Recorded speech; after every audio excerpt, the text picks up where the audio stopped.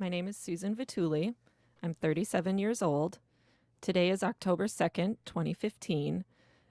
I'm in Sacramento, California, and I'm here with Amber Stott, who is a dear friend of mine.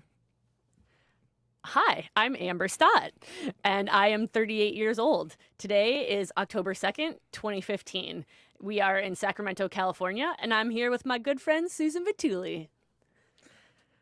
And I think we're going to be talking about Food Literacy Center, a nonprofit that I started many years ago. Many years ago. Or no, maybe not that many years ago. Maybe enough years as in one hand worth, right?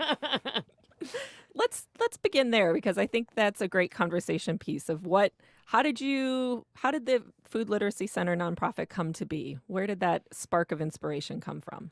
So my background, as you well know, is in nonprofit, and I grew up in rural Illinois, surrounded by 2 acres of beautiful fruit trees and my parents' vegetable garden. Mom and Dad were always canning things, tomatoes, jams. Grandma was always coming to cook something, and I don't know. I just got to California and Sacramento in particular. It's so delicious here. Everything is good. Everything is good. It's amazing. And I don't know, it's just this culmination of so many things. It was like the colleagues, my friends at work, like my same age, and really not knowing how to cook much, and I thought that was kind of weird. Yeah. And then reading all these different books, like at the time Jane Goodall's Harvest for Hope had come out, and Michael Pollan's Omnivore's Dilemma, and getting all that knowledge in my brain about like why organic was so important and what was wrong with the food system. And so, I don't know, just all of these pieces stacking up on one another, just started getting involved in the food movement. And the next thing you know, I was like starting Food Literacy Center. You're like, gee, I've got so much free time. Let's just start a nonprofit about all my favorite topics. Pretty much. No. Well, and you'd also had the blog too, Awake at the Whisk, and you'd been doing quite a few of the food movement things that were just starting with before we were even the farm to fork capital here in Sacramento. Totally. I mean, that was the biggest piece. It was, starting the blog, writing for Edible Sacramento, and getting a lot more engaged locally, but also feeling like the food movement was growing, but also still too small, that there were a lot of gaps that still needed to be plugged. And so, and in particular, that gap of education, and realizing that we have so many people that were experiencing obesity, and then we just started handing them raw eggplant and expecting them to know what to do with that, and expecting that they could do something with that, and that it didn't look like a foreign object somehow. So and then just realizing, like, we can't just literally throw vegetables at the problem. Like, we need to actually be strategic about this, and taking a lot of what I learned in social services too about positive reinforcement, and instead of berating people for their current eating style, to really find what are the positive points within American diet that we can highlight and celebrate and move from. So like a peanut butter sandwich, which is where you helped me a lot, actually. I remember that conversation. We were driving up to Oregon and talking about how your peanut butter sandwich can save the world I think was your phrase at that moment, and coming up with that solution, coming up with a lesson plan around that, just around that activity itself. That is the day you became the bigwig broccoli brainstormer. That's right. That was the official inauguration. Yep, and that was like the most fortuitous car ride, because we were going to our best friend Johanna's wedding, and I don't feel like I really knew you yet. And we both were coming from Sacramento, and why not go together? So that was awesome. And then we just like immediately just started brainstorming how to make the nonprofit better. Yeah. It was awesome. And at that point you had, what, 6 months under your belt with the nonprofit, I think? If that, I mean, I think maybe. Well, what might have been a year? No. Maybe. That was in 2012, and I think you started, what, fall of 2011 was?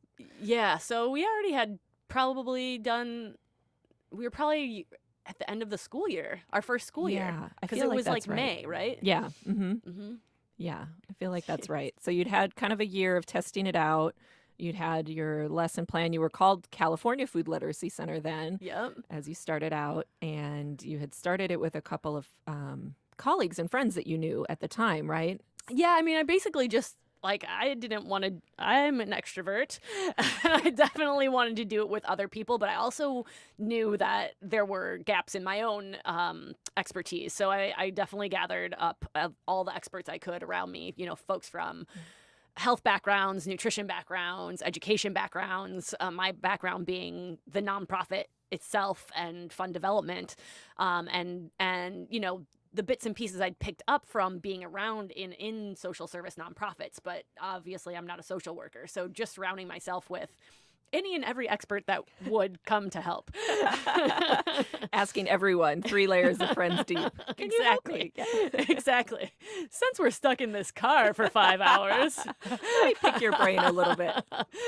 That was such a fun time, though. I had such a good time brainstorming and plotting and thinking of potential and ideas. And I think it's been really fun to watch it grow over these last, 3 years since that car ride. Yep. And it's just really exploded in 3 years. I mean, at the time you were doing one after school session, or at one school, I should say, multiple after school sessions. And then now you're in how many schools now? 7. Oh my gosh. I know. Isn't that We just incredible? started those this fall, like in the last month. And how many sessions do you think you folks are teaching? Because you have all the volunteers doing the actual lesson teaching, Yep. and then there's multiple classrooms that they're in.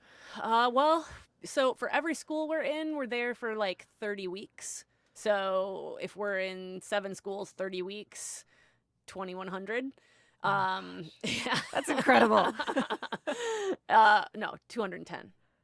No, I can't do math. Something, In my but head. that's an amazing number. Either way, you went from one classroom to some multitude 4 times over. Plus, we're in all the libraries, and yeah, I mean, we're up to like 67 food geniuses Yeah. and all kinds of library programs. Yeah, and basically teaching kids to eat their vegetables. Yeah. And enjoying it too. And Exactly. to enjoy it.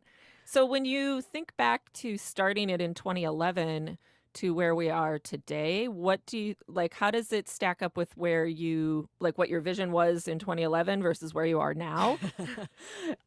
In some ways, like my mind is blown, and we're in so many different places than I even thought we were. And in other ways, I'm like, how come we haven't done that yet? Because I'm always like 8 steps ahead of where we are in my head of where I want to be. Yeah. So, I mean, if you would have asked me, I'd have thought we'd been statewide by now. Yeah. But like, or maybe that was like my wish. But we're years from that.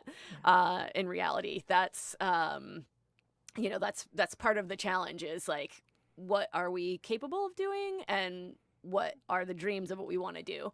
But in many ways, I think what's happened has been even cooler, which is we've gone deeper. So instead of going wide and doing it quick and fast, we're very strategically growing in a pretty I would say consistent growth pattern rather than rapid, and being able to maintain quality as we grow, which has been very important to me. So yeah, so things like that end up changing just based on, you know, the reality on the ground, but then also what you're seeing coming out, like the kids that we're seeing and the changes that we're seeing. We want to maintain that. We don't want to just go in, do one program a year and say, oh, well, we did that assembly for 800 kids. So look, we're reaching 9 million kids a year. Like, that's not who we want to be. We want to be reaching the kids in a really deep way. Yeah. Well, because you have such good relationships with the kids and you really build and watch them grow over the years, which I think is another facet that makes Food Literacy Center so unique, because it's not just a one-off. It's not a one-time shot and then you expect that everyone's food habits are going to change. And great, now they know everything there is to know about nutrition. It's really investing the time in the relationship with the kids, which I think is such a unique gift to what you're trying to do for the community and changing the community habits. Well, and that's also been awesome because the longer we're with the kids and the more engaged the kids get, we actually get more and more parents involved. Like we have a couple of kids, Matthew's mom and little Pear's mom. They both are potentially going to come through the Food Literacy Academy and become food geniuses now. So it's like, yeah, you know, the more we engage, I feel like we get to know them, we get to know their families, and suddenly we've got community. Yeah. Yeah. That's great. What's a food genius? Yeah, so Food Genius, as you well know, because I remember you helping me think through this program as well. I did do some brainstorming, bigwig broccoli brainstorming about the Food Literacy Academy. Yeah, so, basically the opportunity for community members to apply, and we screen them, and those who are accepted go through a 28-hour intensive training program and eventually become certified to deliver our programs as certified food geniuses. Who doesn't want to be a certified food genius, right? Everyone wants to be. Are you giving out stickers with that as well? I believe there are some I stickers. think there needs to be a sticker. Yeah.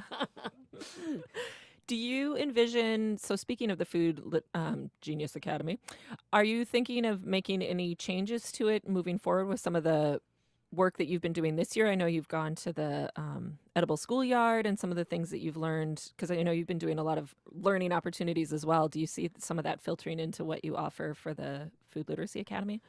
Totally. We're changing. Largely, we're changing evaluation and how we are measuring the outcomes on the program. But it's also, in order for us to have better outcomes, we also have to look at the process side, which is the front end of the training that our food geniuses are getting. And not so much changes within the academy, but once they complete that academy and become food geniuses, that continuing education piece and the ongoing training that those folks will receive. Because once I came out of the classroom and sort of handed everything off to the geniuses, there are a lot of things that were in my brain and are in your brain because we were developing it, like the conversations Right. that we had over coffee or Yep. beer. Yep. All of that thought process that went into the one-page lesson, and all they're seeing is the one-page lesson. Yeah. So getting some of that process down on paper is having to happen, and get it out of my brain. So that's been it's needed, and that's one thing. Like at Alice Waters Edible Academy, like they have that all down on paper. So Oh, yeah. I think that's the difference between a startup and a more mature organization. So Yeah. we're entering maturity. You're headed that way. Yep. Well, that'll be good because it's good as an archive, too, to have all of those pieces down so that moving forward, you can have more people will have all of that information to keep building and keep growing the academy, which Absolutely. would be amazing. What legacy do you hope that Food Literacy Center will have? It's hard to predict, but I know that you're 20 steps ahead, and I know you have a vision for sort of where you hope it will go and what you hope will happen. So what does it look like right now in 2015? What's your vision what's the legacy that you hope Food Literacy Center will leave behind? Ultimate vegetable takeover. I mean, truly, like that is the primary goal, right? Like, in not just going down the street and watching kids snacking on fruits and vegetables, but having Sacramento as a community that supports every single healthy choice that they want to make. Yeah. So whether that's the restaurants that they're eating in, to the types of entertainment that are available, to the school system itself, to the city and its policies, I want every single aspect of their lives to support their health. Yeah. Because that's good for the planet, that's good for our kids' health, and that's good for the local economy in our community. So, I mean, that's why we start with vegetables. And that's what, it seems like such a simple mission, get kids to eat vegetables, but it is deep on many, many layers. And that's the ultimate dream, right? It's a Yeah. new food system. Yeah. A new food system. And building it up with a new generation. Absolutely. So, because one thing that I think we've talked about this before, but why kids? Like, sort of why starting with kids as opposed to, you'd mentioned about, even your friends didn't know how to cook vegetables. You could start there and have some little academies for friends and colleagues. And why start with kids? Totally. And I mean, this is where my bigwig broccoli brainstormer, you, came in a lot because, with your background in public health, and it's like, okay, what successful campaigns do we point to? Tobacco, Yep. seatbelts. And where did they start? Kids don't smoke tobacco. Kids don't drive cars. But that's where those campaigns started was with the itty bitties in schools, because that's where behavior change is easier to essentially begin, take a kid without any habits and give them good ones build from some the good start, ones. rather than taking adults with bad habits of smoking and saying, okay, now we're going to get you to quit. Like, Yeah. what if they never started to begin with? Right. So, in this case, instead of taking something away, we're giving them something delicious and amazing, which Yeah. is gorgeous fruits and vegetables. Yeah. Of which they're lucky to have many growing right in their backyard here Totally. in Sacramento. Best city in the world. In so many ways. So what do you think, looking back on 4 years, what's been the most rewarding part of starting this nonprofit so far Oh, anyway? I'm man. sure there's multiple stories, but what's the one that comes to you the most, like when you're lying down at night thinking about, like, look at all the good work I've been doing? What comes to mind first? Honestly, like sitting across from brilliant people like you. Honestly, like I'll be sitting in meetings, and like, for example, we have this one book event with the public library where the whole city's reading the same book, and it's a pretty hefty, visceral book. It's a lot of thinking, and it's about our food system and what's broken and what could be better about it. And so we decided to take the book and turn it into infographics, which is a complicated thing to do. You're taking really, 500 pages and condensing it down to 5 graphics. That's hefty. That's a lot Yeah, of weight I mean, to condense. it's complicated, and multiple meetings with, basically my Food Genius team and a couple of outside community volunteers, and to look at the finished product of that, and to think, like, when I'm in those meetings, I think, man, this is possible only because I have brilliant people around me. Yeah. And I feel like this mission has attracted the most amazing people. Like, the kinds of people, the quality of the people that I get to spend every single day with is so rewarding. That's one of the biggest rewards on a personal level. Yeah. And, on a community level, that's an army of these qualified, really brilliant people that have committed to this cause, to these kids, Yeah. and to helping low-income kids eat vegetables and improve their health. But it's such a trickle out into the whole community at large. I mean, what the work we're doing, the impact it's having, isn't just that one snack and that one meal for those kids. Yeah. It's much, much larger, and that's been the coolest thing. Well, and almost everyone's doing it on a volunteer basis too. So it's Yeah. a cause that they're truly committed to, that it's really important to them, to the future, that they're bought into that idea, Yeah. and they see it in all the different like avenues of their own lives. That's what's so cool to see, the way that people just apply it to all of their own different avenues in their lives. It just spreads, the message spreads from there. Totally. So growing up in rural Illinois, did you imagine that you would be starting a nonprofit in California? Was this like your dream? Like, I want to start a nonprofit someday in California. Nope. I thought I would be an author. My mom's a librarian, as you know. So I thought I would be writing kids books, Yeah. or maybe like a newspaper journalist. No, I mean, my mom had the foresight to encourage me to apply for exchange student in high school. And I think had she not done that, had I not had that experience, I would probably be in some small town in Iowa writing for their newspaper Yeah. happily, or writing poems, or, I would just be like down by the pond chilling.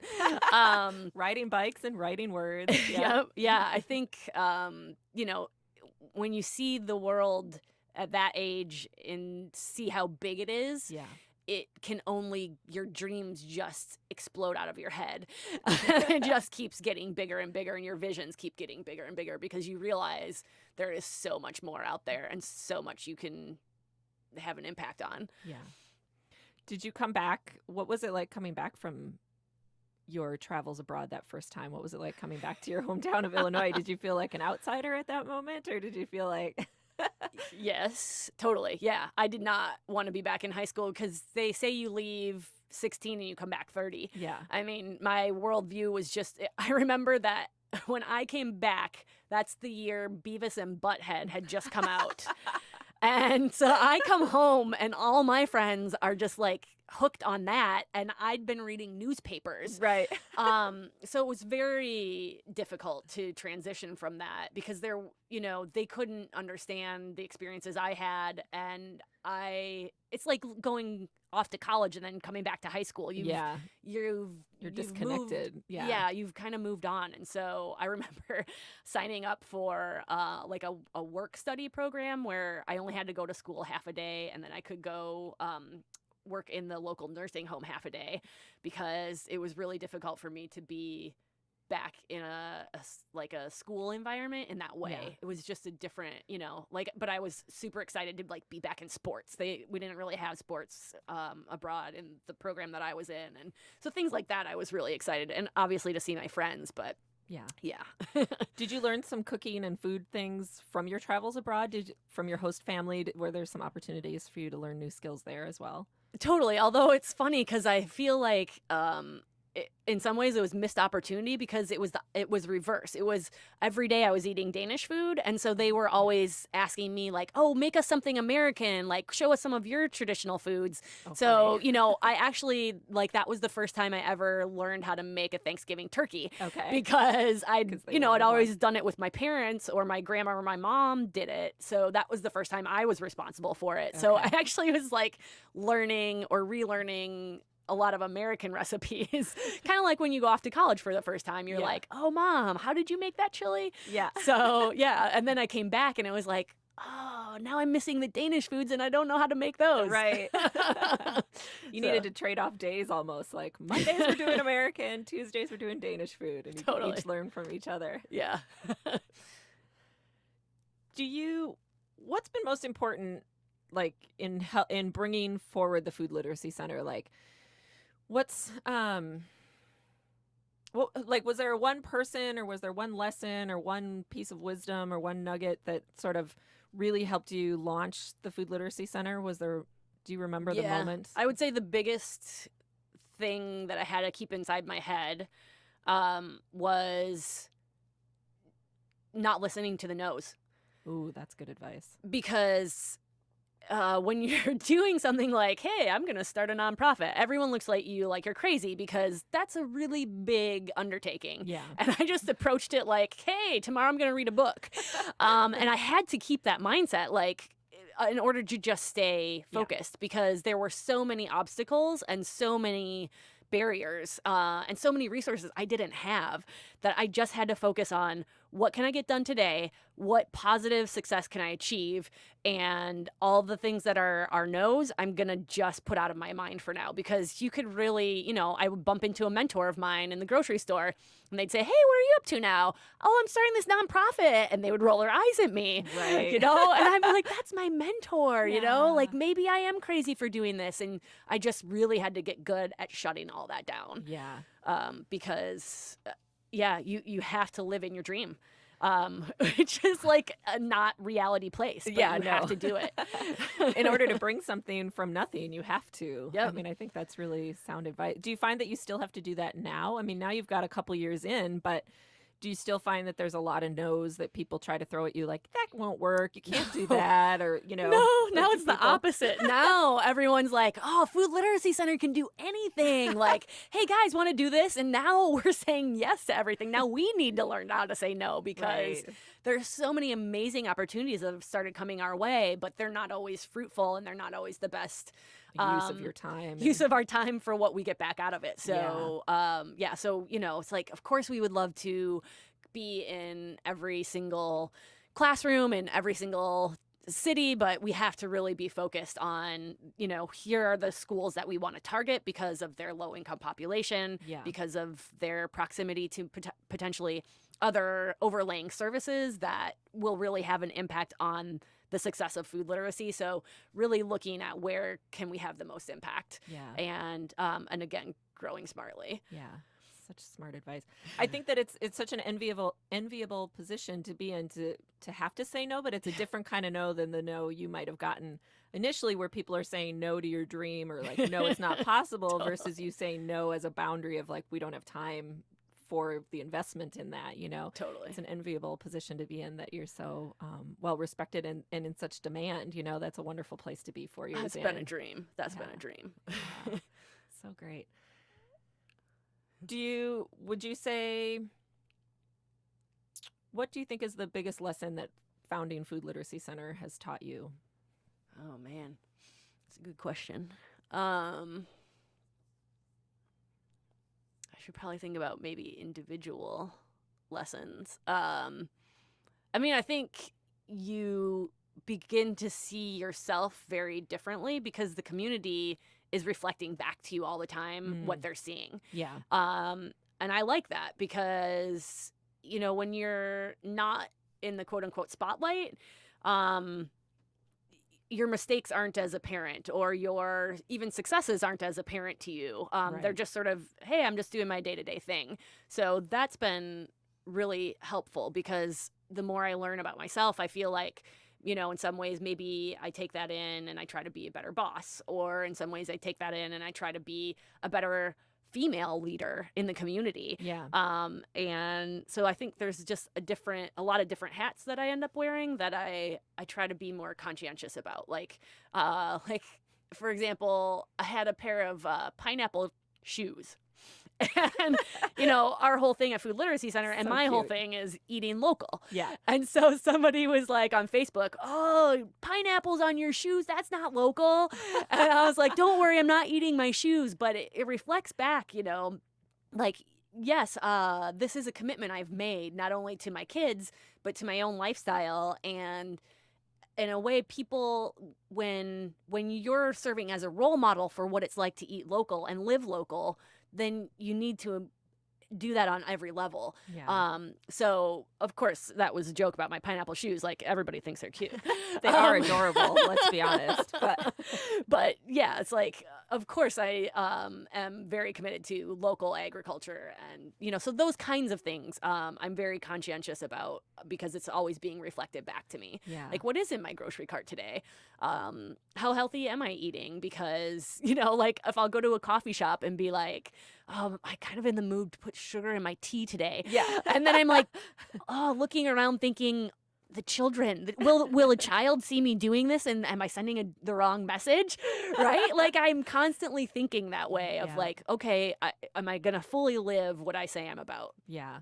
Those are some of those kind of like unintended lessons, or it's not a repercussion, but sort of like once you become in such the spotlight that then everyone starts looking at you and you feel like, oh, this is not what I expected would be one of the end results of founding this nonprofit, is that I have to think about if I'm wearing pineapple shoes today or not, right? Like, Totally. it's not an experience everyone has. It's a good reflection point, though, I would think. Just sort of like, yeah, as a leader, as a community member, as a community idol, people really know who you are in the work and really believe in it. So it's a way of, it's nice to hear that people try to keep you honest where they can. But pineapple shoes is different, though. Yeah, but I actually do feel like I grew up that way too, though, because my town in Illinois was 3,000 people, so everybody knew everybody. And I just remember my parents constantly saying, my mom was a librarian, my dad was a principal, and so they were constantly, like reminding me be polite out in public and reminding me to, to behave in this way or that way, or answer the phone politely, because they, it was really instilled into me. Everything I did was a reflection on them, and they were community leaders. And so I feel that way about my role now. It's like everything I do is a reflection on the mission of the nonprofit that I am now part of. So I take that very seriously. Yeah. Some good grooming your parents did of you. They didn't know at the time what they were doing. Preparing you for a Hollywood celebrity in Sacramento. Oh, yeah.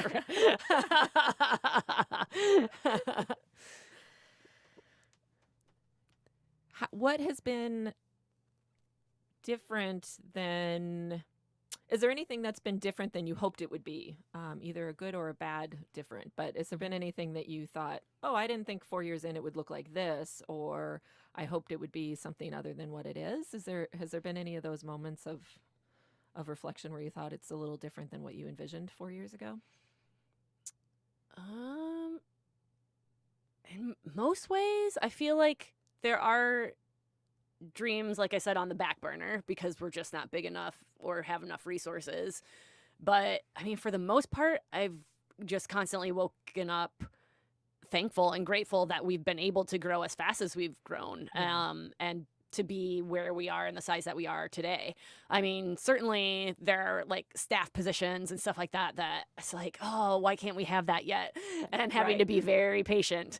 So it's funny because I'm like the world's most impatient person. So the places where I feel like, nope, that I have to be patient on, I think I've learned some good lessons in that. And I take that seriously too. Like, we don't bring on a staff person until we have their whole salary in the bank, for example. You know, things like that, of just being wise about the growth that we're taking, because I don't want this to be something that is here today, gone tomorrow. Like, I want to see this around for as long as it's needed. Yeah.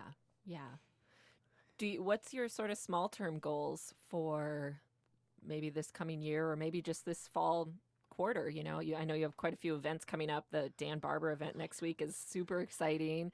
Sort of, what do you hope will be the outcome of that event, for example? Oh gosh, I mean, for me, doing things with events and programming with folks who are doing it well in the food system nationally, that's important because it shines a spotlight back on our little local food movement, and also helps them see what's happening here on the ground in Sacramento, that we can have an influence. Our city is really vital in the overall scheme of the food movement nationally, because things that happen in the capital of the state, that's the 8th largest economy in the world, like, things that happen here will have ripple effects across the globe.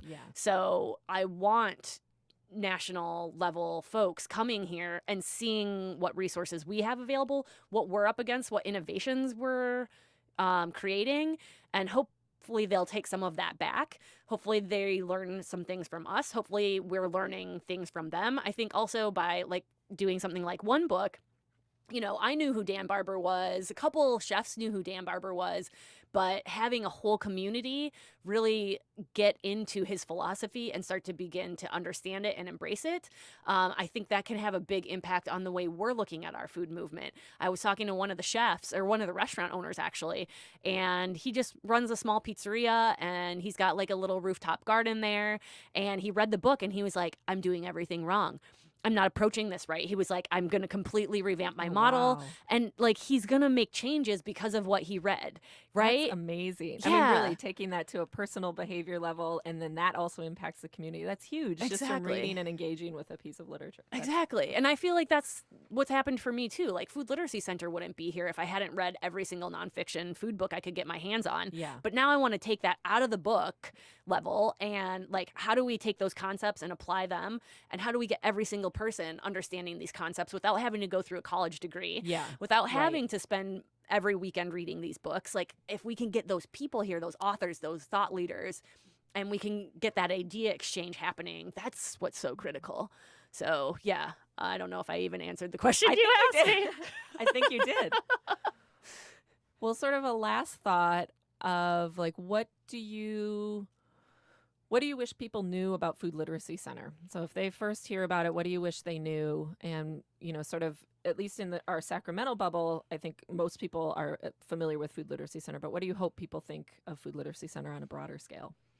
Outside of Sacramento, I hope that they, you know, even within Sacramento, I think it's difficult to comprehend how one kid eating his broccoli can be heard around the world, right? Like, one kid eating their blueberries, how that is going to affect system-wide change. Yeah. And that's really what we're after. Yeah. And we are engaged in so many levels of the food system and the food movement.